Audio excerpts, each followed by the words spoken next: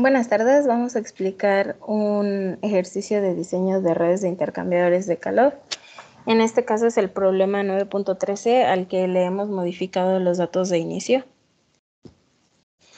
El problema nos dice lo siguiente: se tienen las siguientes corrientes en un proceso, las cuales requieren de cambios energéticos de acuerdo con la información proporcionada en la tabla. Si se utiliza una delta T de 10 grados Celsius, utilice el método de punto de pliegue para diseñar una red de intercambiadores de calor y reporte lo siguiente: los requerimientos mínimos de servicios y el punto de pliegue para las corrientes calientes y frías, y una red de intercambiadores de calor que consuma la mínima cantidad de servicios. Use la representación de rejilla para representar su red y reporte claramente las temperaturas de cada intercambiador y las cargas térmicas de calentadores y enfriadores. En la solución del proceso, como primer paso, se ajustan las temperaturas de las corrientes calientes, restando a cada una de ellas el valor de delta T. Por ejemplo, en la corriente H1 tenemos que la temperatura de entrada es de 130 y la de salida 40.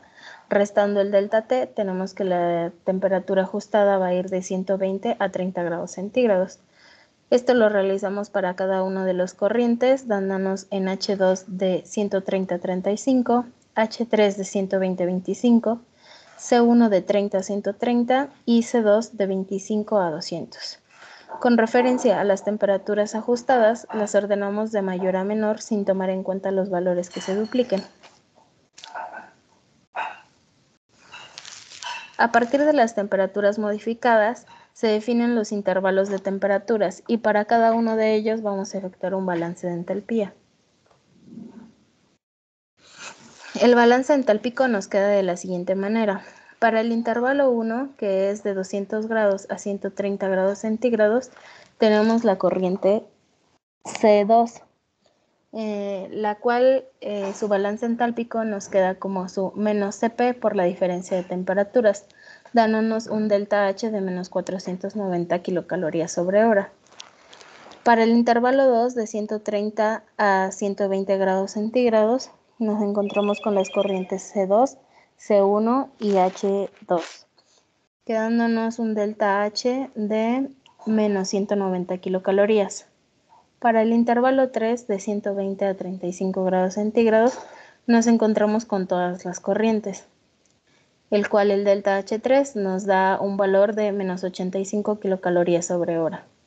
Para el delta H4, que va de 35 grados centígrados a 30 grados centígrados, nos encontramos con la corriente C2, C1, H1 y H3. El valor de delta H4 nos da de menos 25 calorías sobre hora. Y para el último intervalo, que es de 30 a 25 grados centígrados, delta H5 nos da de menos 5 calorías sobre hora. Posteriormente se hace lo que es un diagrama para ver dónde está el punto de pliegue en la parte de arriba y en la parte de abajo. Para ello se tiene principalmente que QH es igual a Q1 y es igual a 0. Entonces ordenamos lo que son las temperaturas y ordenamos también lo que son las diferencias de entalpía. Entonces estas van a ser acumulativas y esto va a ser lo que son el Q, el calor. Entonces si vamos sumando cada una de las delta H's, vamos a tener que el Q6 o el Q final va a ser de menos 795 kilocalorías sobre hora. Como no se pueden tener calores negativos, se pone que el valor más negativo de Q va a ser nuestra Q1. Y de igual manera vamos a hacer lo que son las sumatorias de las diferencias de entalpía hasta obtener lo que es Q6 igual a 0. Y se observa que nada más tenemos arriba del punto de pliegue hasta una temperatura de 25 grados Celsius. El punto de pliegue. En las corrientes calientes va a ser de 35 grados Celsius y en las corrientes frías se le va a restar la temperatura ajustada, que va a ser igual a 25 grados Celsius. Y los requerimientos de servicios, se tiene que el suministro de energía va a ser igual a 795 kilocalorías sobre hora. Y el retiro de energía solo va a ser de 0 kilocalorías sobre hora. Para el diseño de la red se elabora el siguiente esquema, en donde se indican qué corrientes están por arriba y cuáles por debajo del punto de pliegue. En este caso, ninguna de las corrientes es más baja que el punto de pliegue, entonces todas las corrientes estarán por encima de este. Se observa que las corrientes H1, H2 y H3 se van a enfriar y las corrientes C1 y C2 se van a calentar por encima del punto de pliegue. Y por debajo no contamos con ninguna corriente. Después sacamos el calor necesario que van a necesitar cada corriente para llegar a su temperatura final. Esto es para que se nos haga más sencillo el análisis de qué corrientes vamos a combinar con cuál. Finalmente, del análisis llegamos a la conclusión que vamos a dividir nuestra corriente C1 en dos partes, una con un WCP de 12, que la vamos a combinar con nuestra H1, y otra con un valor de 4 que combinaremos con nuestra corriente H2, para que finalmente nos quede nuestra corriente H3 combinada con nuestra corriente C2. Esto para que cumpla nuestra condición de que el WCP de frías sea mayor o igual al WCP de calientes por encima del punto de pliegue. Empezamos combinando la corriente H1 con nuestra AC1 que dividimos. Nos queda de esta ecuación, despejando nuestra temperatura de salida para la AC1, cumpliendo con la condición de que sea mayor o igual, nos da una temperatura de salida de 120 grados centígrados. Cabe resaltar que en esta parte, como nuestra temperatura no llega al punto de pliegue de la fría, se toma la temperatura inicial de la fría, que es de 30, y de igual forma como la temperatura de la caliente no llega a su punto de pliegue, se tomará la temperatura final de esa corriente caliente. De igual forma, seguimos con la combinación de la corriente H2 con nuestra BC1, en la cual de la misma forma despejamos nuestra temperatura de salida de la BC1, igual como no llega a al punto de pliegue de la fría, lo tomamos como 30, y de la caliente tampoco llega al punto de pliegue y la tomamos como la final de la caliente, dándonos una temperatura de salida de 125 grados Celsius. Finalmente, combinamos nuestra corriente H3 con nuestra corriente C2. En este caso, como sí llega al punto de pliegue de la fría, ese es el valor que vamos a tomar.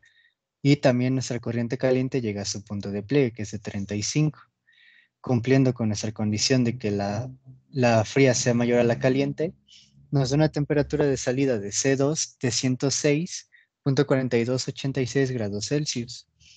Como ninguna de las corrientes llegan a su temperatura deseada, las corrientes frías se terminan de calentar por arriba del punto de pliegue usando calentadores. Para nuestra primera corriente de AC1, llegó a 120 y la queremos a 130. Multiplicado por su WCP nos da un calentador de 120 kilocalorías por hora, mientras que para la corriente BC1 llega a 125, que queremos a 130, multiplicado por su WCP de 4 nos da de 20 kilocalorías por hora. Y finalmente nuestra corriente C2, que llega a 106.4286, la queremos a 200, multiplicado por su WCP, nos queda un calentador de 655 kilocalorías por hora, dando un total de 795, que esto es igual al requerimiento de servicios para el suministro de energía que previamente calculamos, y por lo cual concluimos que el arreglo por encima del punto de pliegue es válido.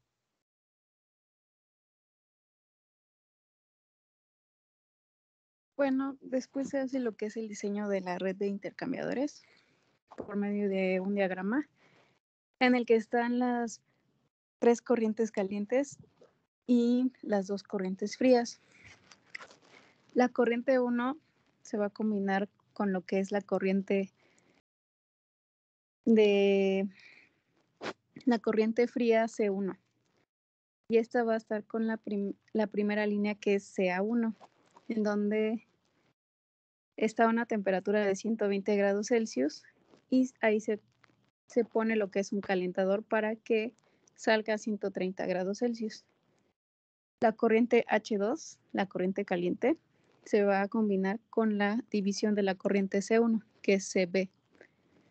Y va a salir a lo que son 125 grados Celsius. Se pone un calentador para que finalmente llegue hasta los 130 grados Celsius. Finalmente, la corriente caliente H3 se va a combinar con la corriente fría C2, que entra a 25 grados Celsius, sale a 106. Ahí se pone un calentador para que finalmente salga a 200 grados Celsius.